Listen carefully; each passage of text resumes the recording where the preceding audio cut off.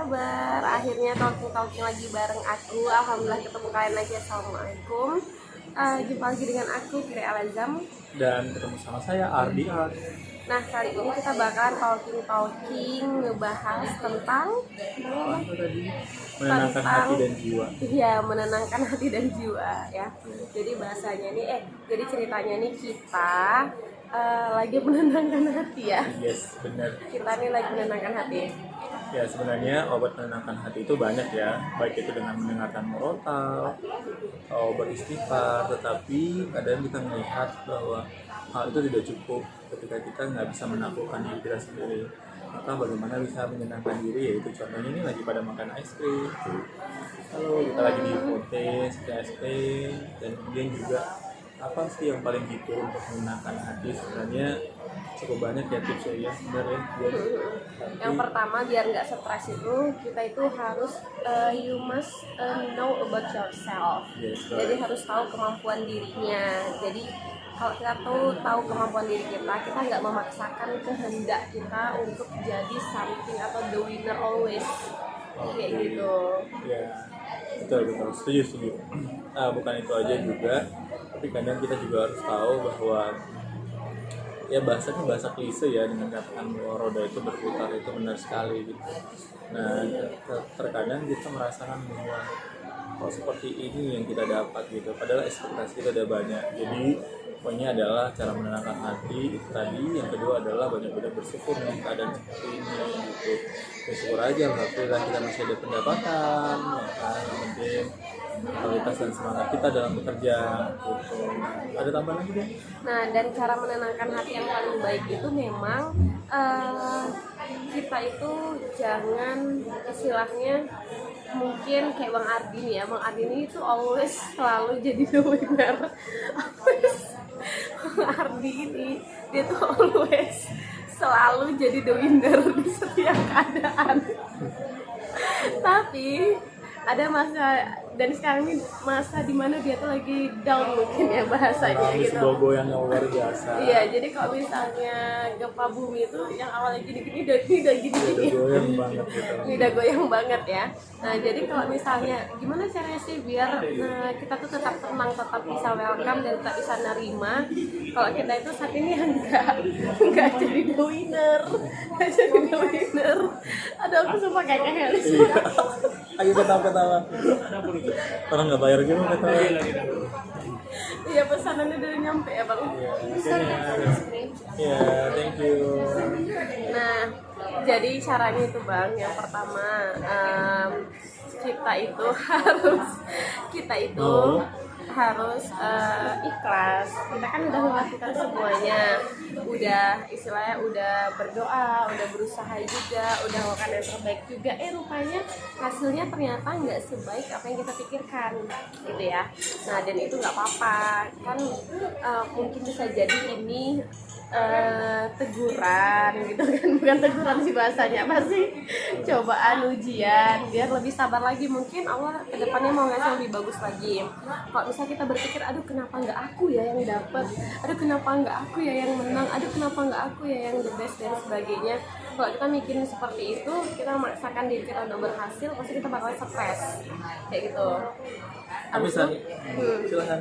selanjutnya ya bersyukur sih sama Allah pastinya ya kan. Kenapa harus bersyukur?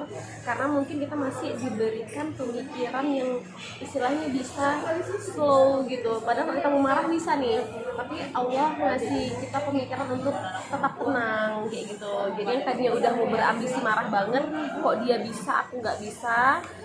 Karena kita tadi self talk juga, dan kita tadi istilahnya tidak menyalahkan siapapun, akhirnya itu kita bisa lebih tenang kayak gitu, untuk nggak always to be the winner. Tapi saat ini tidak mau berpikir lagi bagaimana the winner ya, tapi lebih berpikir bagaimana performance diri aja, supaya ya perusahaan yang sudah memberikan kita sesuatu yang baik, ya kita harusnya berikan juga yang baik. Tapi rasanya untuk mendapatkan satu itu kok luar biasa liku-likunya ya, sudah cukup banyak penolakan. Dan benar kata orang, ketika kita mendapatkan suatu penolakan atau 10 penolakan, berarti itu sudah mendekati keberhasilan satu. Tapi kadang-kadang it's not reasonable for my mind because I know that my capability, availability is something else. Tapi itu tadi semua itu tanpa dicampur tangan, yang kuasa Allah Subhanahu Wa Taala itu nggak ada apa-apanya di stage. Dan sekarang kita lagi menikmati benar-benar gimana sih saat ini mengontrol diri yang selalu ya when you do something you get a result, but now we not find the result but of us, so that's fine. Jadi karena itulah, tapi cerita demi cerita guys, ya ini luar biasa ya. Es krimnya ini ada kelapa, kemudian ada nangka dan ada pokat, jadi cukup memberikan otak yang saat ini penat jadi relax ya. Bener, itu sih dia. Gitu, benar sekali ya. Nah, tipsnya aja deh. Apa tuh ya? Ketika kita lagi down, mungkin nggak bisa survive di the first, misalnya untuk yang pertama, kalau saran aku jangan stres gitu. Karena kenapa? Semakin kamu stres menghadapi masalah yang istilah nggak bisa kamu capai, nah maka langkah kamu untuk maju itu semakin menurun. Bener ya bang ya? Maksudnya yang seharusnya kita tuh dengan nggak stres bisa lebih survive, tapi karena kita stres meratapi, menyalahi diri sendiri, istilahnya menganggap diri kita itu kenapa nggak bisa, orang lain kok bisa, tapi dengan tanda kutip negatif kayak gitu. Ibarat jadinya kita tuh terpuruk dan nggak maju-maju gitu. Jadi menurut aku ya hidup ini memang seperti itulah, pasti kadang kita bisa, kadang nggak bisa, dan itu wajar aja. Kadang kita bisa bisa mendapatkan sesuatu, bisa jadi the winner, habis itu sometimes kita jadi the loser. Nah itu ya istilahnya biasa sih, wajar dalam kehidupan kayak gitu. Yang buat nggak wajar itu ketika kita kalah, ketika kita down, terus kita tuh merasa frustasi dan nggak mau bangkit lagi dan menyalahkan diri sendiri dan merasa bahwasanya orang lain itu lebih hebat, kita tuh nggak ada apa-apanya, jadi kita down terus. Itu sih kalau menurut aku bang. Ya, setuju. Tapi untuk sekarang konsepnya bukan mau jadi the winner lagi, karena minimal adalah pencapaian yang bisa kita berikan di bulan ini. Tetapi mohon maaf, memang sampai saat ini kita belum ada sesuatu yang gak usah untuk bukan balik modal ya, tapi gak usah untuk dapat hasil yang maksimal gitu. Tapi minimal satu aja ada pengobatan hati, itu rasanya agak menenangkan jiwa dan pikiran. Tapi itu juga nggak baik kalau kita larut dalam sebuah persoalan dan masalah. Makanya banyak yang bersyukur dan kemudian pastinya tidak luput memohon sama Allah ya atas semua rezeki dan anugerahnya. Cukup loh, untuk menenangkan diri itu bukan mudah, jadi perlu pengontrolan diri yang luar biasa. Nah, mudah-mudahan kita bisa survive untuk hal itu. Dan memang luar biasa banget ya bang, maksudnya cara Allah itu tadi loh, kayak udah di depan mata, udah tinggal MOU, udah tinggal tanda tangan, udah tinggal jadi bahasa yang bisa batal gitu loh.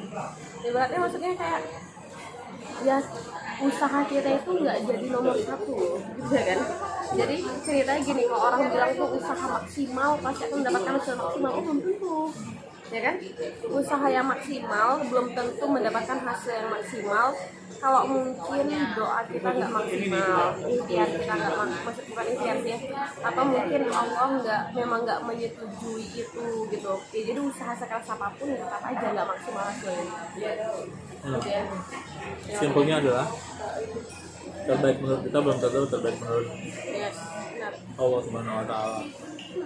Jadi program ini yang diterapkan cukup meminta perhatian, meminta waktu, otak, pikiran, mood. Bayangkan guys, dari jam 1 sampai jam 3 aku tuh nggak bisa tidur gitu, bukan buat lo, tapi this reality I find something like that.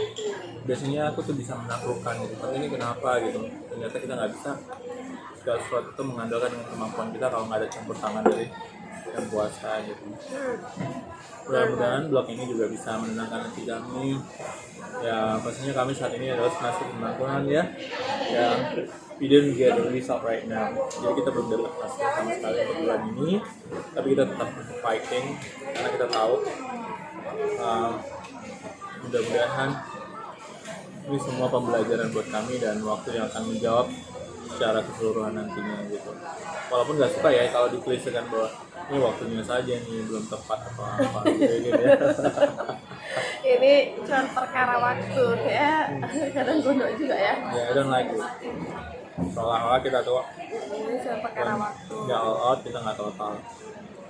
Ya sih, bener. Sama aku mau ngebahas tentang apa ya bang? Kayak gini, banyak orang sebenarnya di luar sana bekerja buat kebahagiaan, bener ya?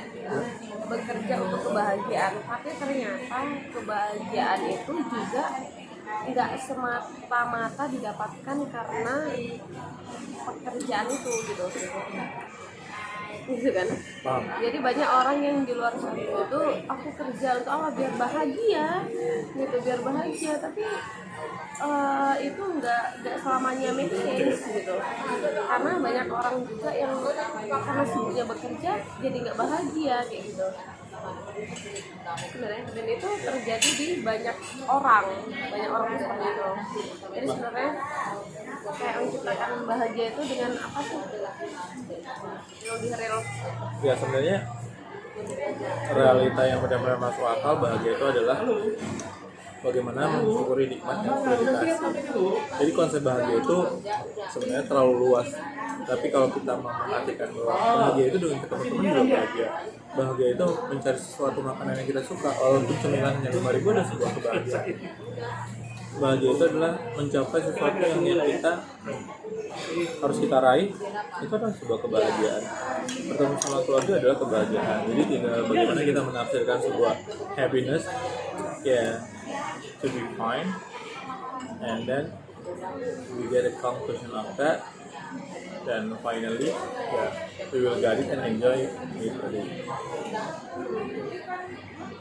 Yang paling penting tuh hakikat kebahagiaan itu adalah rasa syukur gitu. Jadi ya kamu kerja workaholic seperti apapun, Workaholic maksudnya.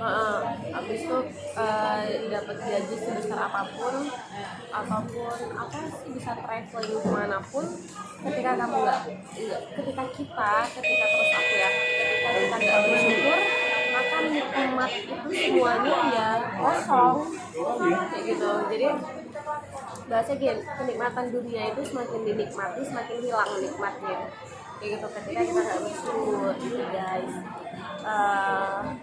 Itu nggak sih kan bang? Oh, diriku malah berpikirnya berbeda. Jadi Gimana? sebuah keinginan itu ibarat lautan yang kita ambil satu ember air dan dia terus akan merasa kurang, itulah sebuah keinginan.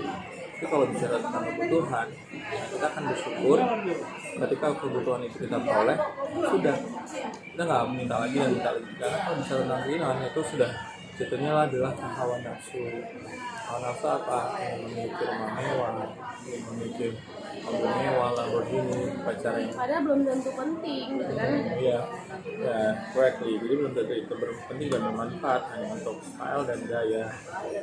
Tapi ya insya Allah lah ya, dengan konsep kita tadi, bahwa cara menenangkan hati itu adalah melakukan sesuatu perbuatan yang menurut kita tenang dan nyaman. Dan yang kedua adalah lebih banyak bersyukur, walaupun secara agama ya itu banyak istighfar, dengan total. Itu guys. Ini untuk kalian yang mau komen tentang pembahasan kita kali ini, dan BTW nih aku lagi makan es krim juga. Segera ditunggu ya, jangan lupa subscriber dan kasih komentar-komentar handal buat kita. Oke, selamat sore, senang jumpa sama kalian, bye Sore, bye bye, assalamualaikum. bye.